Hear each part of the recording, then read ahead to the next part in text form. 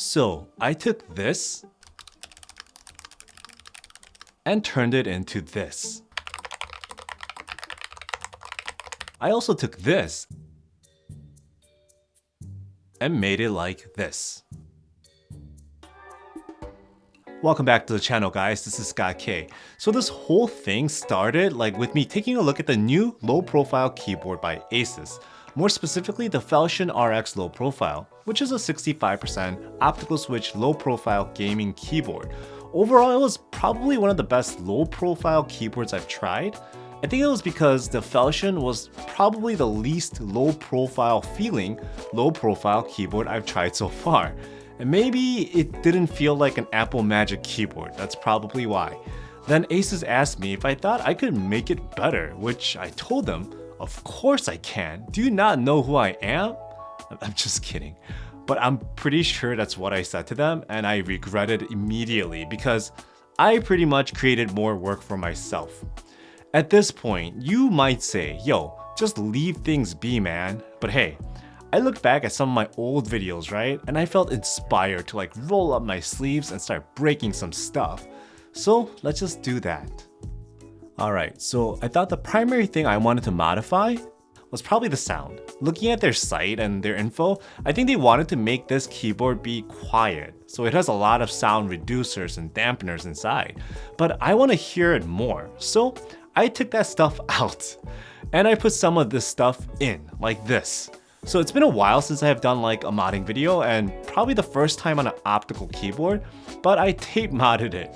Why? Because tape actually reflects back a certain mid-range sound profile frequency and makes the keyboard sound more thocky. Pretty easy, right? Just to put 2 layers of this blue stuff on the bottom side of the PCB like this, and then, it works. What about the higher pitch? Well, if you want your keyboard to sound a little bit more lively, you can't just go for the bass. You also need the treble.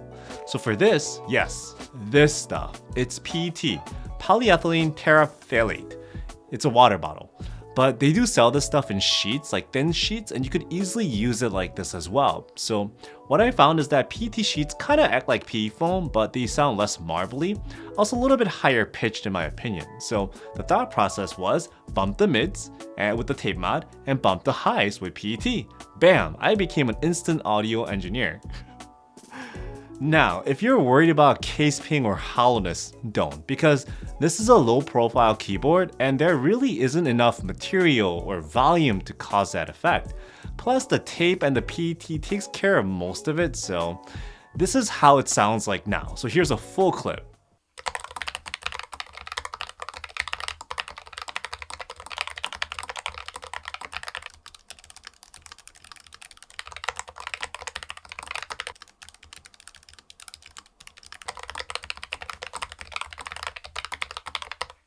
So I think I took care of the sound portion, right?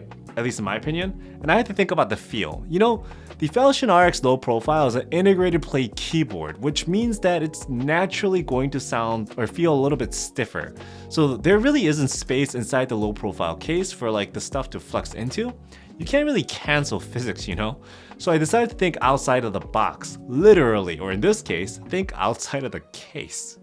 What is interesting is that the Falchion comes with a travel cover. It kind of doubles as a dust cover and also a lower tray. But what if I used it as a potential springboard?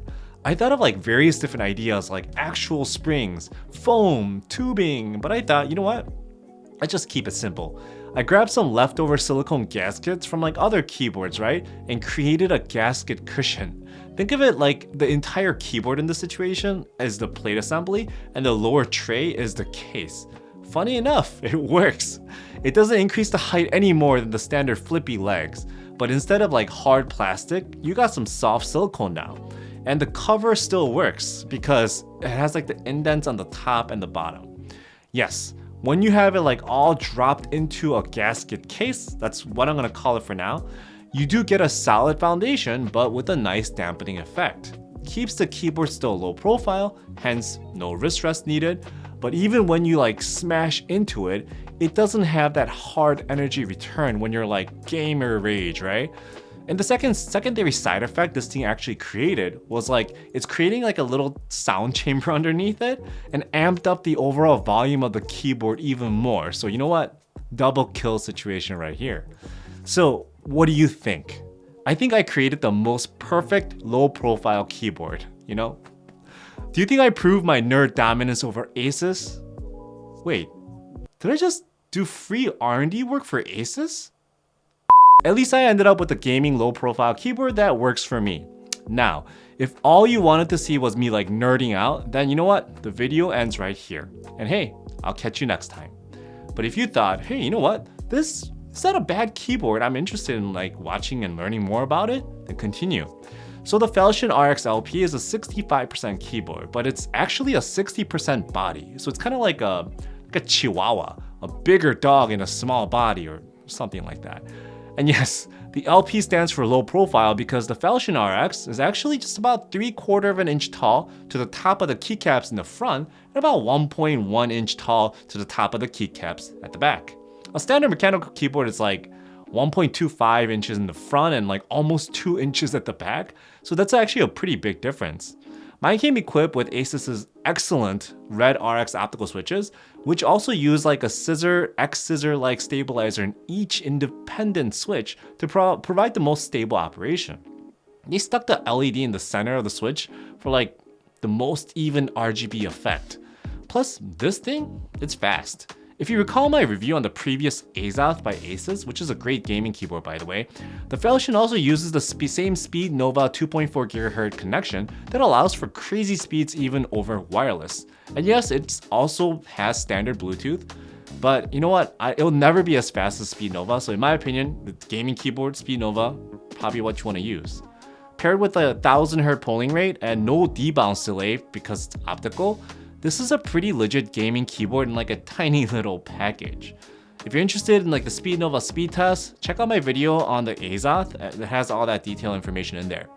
Also, I didn't really get to test this out, but apparently this thing could go like 400 plus hours on a single charge. Seems pretty crazy. Someone tested, let me know.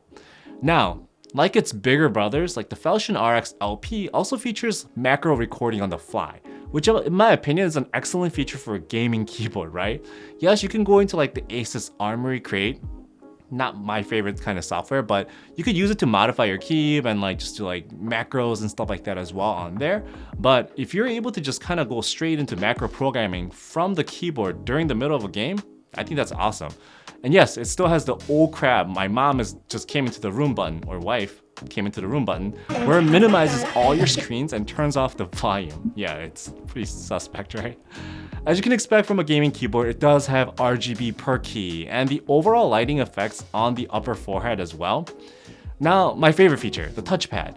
So like some of the previous Falchion series, the RX LP also has this little area right here that works like a little slider. You can toggle from like different functions like volume, like media controls, lightning, and brightness, and even mouse scroll wheel, which does work pretty well. So all in all, this is a pretty feature-packed little keyboard for the price of like $169.99, so about $170. Not bad for a gaming-focused keyboard with a high-speed connection in this category. Speaking of gaming and connections, if you do also have like other ROG products like this Ace Harpy mouse that Asus also sent over, you could actually use the same USB receiver. They dubbed it the Omni receiver to connect two wireless devices at the same time without losing any speed. I think you could do more, but it might sacrifice the connection speed, so 2 I think is recommended. It's a pretty nice feature, right? Also, like some of the other Asus keyboards, the Falchion RX LP also has the adjustable feet that allows for like 3 different height adjustments. Always a plus. Alright, so most of the keyboard is pretty legit. However, there were a few things that I feel like Asus definitely can improve for the future. First and foremost, right, I'm sure other people say the same thing. While the keycaps were designed for RGB and they're like UV treated, the fact that they're low profile and a single layer ABS, they do feel pretty light. They also use like proprietary stems to fit the RX switches in the lineup. So you can't really swap them out either. So I hope that Asus can like offer maybe other keycap accessory sets with, I don't know, made of thicker PBT or double shot or something, right? I understand that the stem has to be like this because of the centered LED in the switch, but You know, wish the RX switches accepted standard MX style keycaps as well for compatibility. The other improvement points were, I think for me, the sound, which I think I took care of for the most part, right?